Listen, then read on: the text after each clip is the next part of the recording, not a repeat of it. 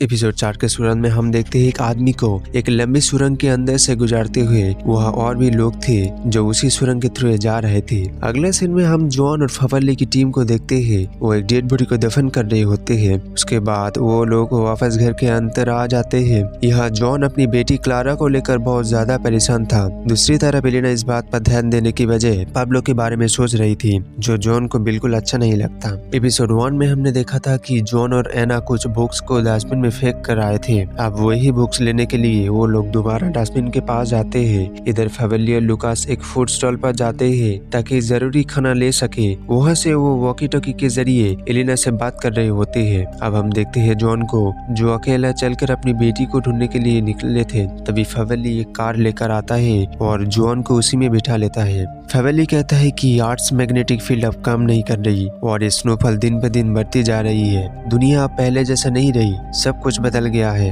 कुछ दूर आगे बढ़ने पर उन्हें एक ऐसा मंजर दिखाई देता है जिसे देखकर वो दोनों शॉक हो जाता है। कई सारी कार्स एक जगह ब्रिज के नीचे जमा थे। उनमें से एक कार के हेडलाइट जल रहे थे, तो जॉन जाकर उस कार की चाबी ऑफ करके निकल लेता है। तभी फवल्ली जॉन को बुलाने लगता है क्योंकि एक ग्रुप ऑफ कार उनकी तरफ आ रहा होता है। जब वो पास आते हैं तो वो लोग जॉन और फवल्ली को वार्न करते हैं, यहाँ बहुत बड़ा खतरा है, तुम लोग तुरंत यहाँ से चले जाओ। ये कहकर वो लोग निकल जाते हैं, लेकिन जॉन और फवल्ली उनका पीछा करता रहता है। तब समझ आता है कि वो लोग एक्चुअल रेस्क्यू टीम और अर्जेंटीनियन आर्मी के सोल्जर्स थे। थोड़ा और आगे जाने पर आर्मी के लोग अचानक फायरिंग करने लगते हैं। जॉन और फवल्ली बचने के लिए कार को दूसरी तरफ मोड़ लेते हैं और तभी उन्हें पता चलता है कि वो आर्मी उन पर नहीं किसी और पर गोली चला रही थी। कैमरा उस डायरेक्शन में जाता है और हम देखते हैं एक बड़ी सी टीवी टाइप क्रिएचर्स जो स्पाइडर के जैसा लगता है, जिसके मुंह से जाल निकल रहा था। वो लोगों को पकड़कर उस जाल से ट्रैप कर रहा था।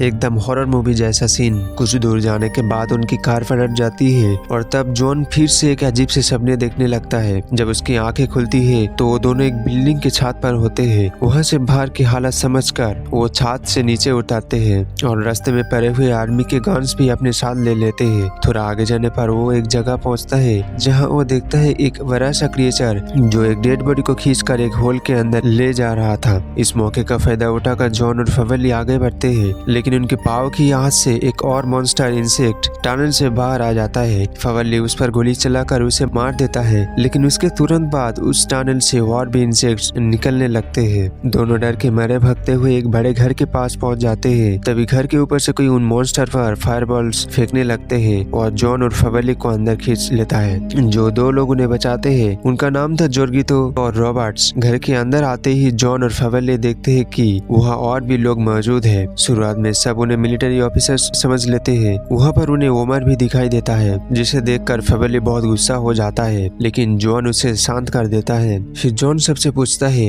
एक टीचर्स आखिर कहाँ से आ रहे हैं। तो उनमें से एक आदमी कहता है हमने देखा है कुछ रोशनी आसमान से जमीन पर गिरती है और उनके साथ ही ये मकोरे जैसा क्रिएचर्स आ रही है। लेकिन जॉन और फवल्ली ने वो सब नहीं देखा था, इसलिए वो दोनों छत पर जाकर आसमान की तरफ देखने लगते हैं। फवल्ली जैसे ही देखता है तुरंत कह उठता है ये तो एलियंस के अटैक है। ये कहकर वो अपनी बैग और गन लेकर बाहर निकलने लगते हैं, क्योंकि उसे अपनी वाइफ एना की चिंता होती है। लेकिन घर में मौजूद एक बूढ़ी औरत उसे रोक लेती है। थोड़ी देर बाद सब लोग मिलकर खाना खाने बैठता है। उनमें से एक बंदा बोलता है हर प्रोजेक्ट के बारे में। वो कहता है एक अमेरिकन प्रोजेक्ट था जिसके जरिए वो लोग वेदर कंट्रोल करते हैं। हो सकता है एक क्रिएचर्स उन्हीं के एक्सपेरिमेंट का रिजल्ट हो। ये सुनकर बाकी लोग उसे रोक देता है, बस करो, बकवास बंद करो, हमें यहाँ से निकलना होगा। तब जॉन फैसला करता है कि वो यहाँ से बाहर निकलेगा, लेकिन फवल्ली कुछ नहीं कहता। वो चुपचाप सोच में पड़ जाता है। तब हम देखते हैं दो लोग बाहर से वापस आते हैं जो खाना ढूंढने के लिए गए थे। इसी दौरान जॉन और उमर के बीच थोड़ा झगड़ा हो जाता है।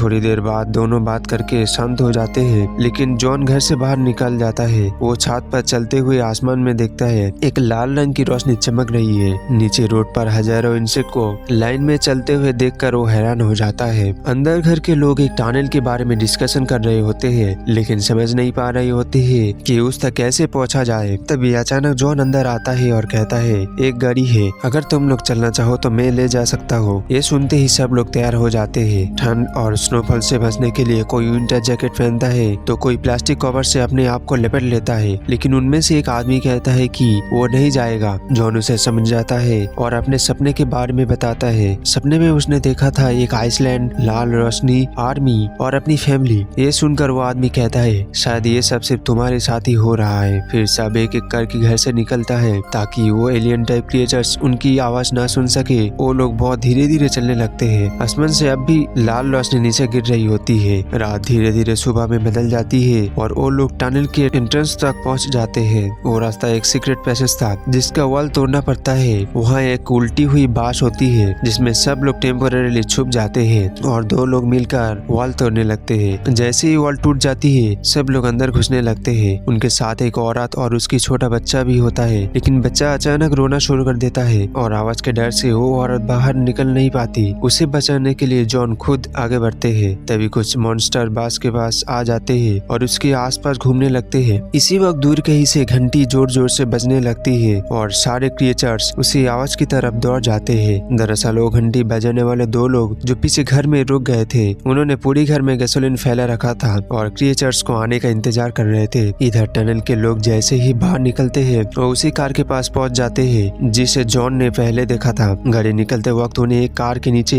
एक इंसेक्ट दिखाई देता है जो अचानक तानों पर अटैक कर देता है, लेकिन वो लोग स्मोक स्प्रे करके उस क्रिएचर्स को भगा देता है। सब लोग कार में बैठ जाते हैं सिर्फ जॉन को छोड़कर। जॉन दौड़ते हुए आता है, कार में जंप करके बैठता है और चलते चलते मॉन्स्टर पर फायरिंग करने लगता है। वो क्रिएचर्स थोड़ा आगे तक उनका पीछा करते हैं लेकिन फिर रुक जाते हैं और तब हम दूर से देखते हैं वो घर पूरी तरह जल रहे होते हैं जहाँ उन्होंने पहला आश्रय लिया था। और इसी के साथ एपिसोड 4 की कहानी यह खत्म हो जाती है। बस एक कहानी और अब भी ज्यादा इंटेंस होने वाली है। मिलते हैं नेक्स्ट एपिसोड में एक नए ट्विस्ट के साथ।